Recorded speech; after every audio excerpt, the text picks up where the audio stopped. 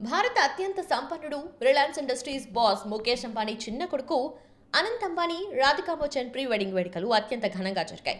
మార్చి 1-3 మధ్య 3 రోజుల పాటు గుజరాత్లోని జామ్నగర్ వేదికగా విభిన్న కార్యక్రమాలు నిర్వహించారు. పెళ్లంటే 10 కాలాల పాటు గుర్తుండేలా ఘనంగా జరిపించాలనేలా ముఖేష్ అంబానీ ఈ ప్రీ వెడ్డింగ్ వేడుకల కోసం ఘనంగా ఏర్పాట్లు చేశారు.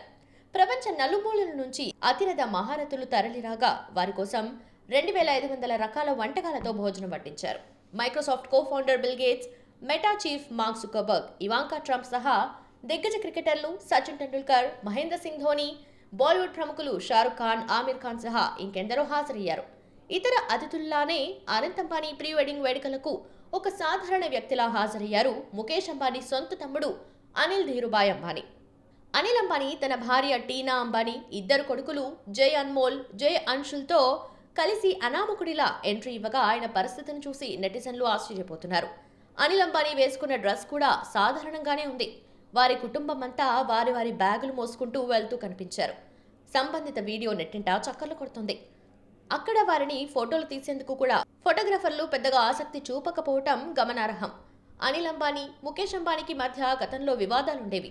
ఆస్తి చరిసమంగా పంచుకున్నప్పటికీ అనిల్ అంబానీ సంపద మాత్రం కరిగిపోయింది.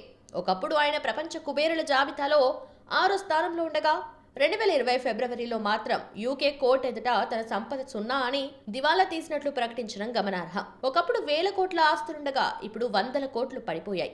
అప్పుల్లో కూరుకుపోవడంతో అనూహ్య రీతిలో కిందకి పడిపోయారు. 2023 ఫిబ్రవరి సమయానికి అనిల్ అంబానీ ఆస్తి 250 కోట్లుగా అంచనా.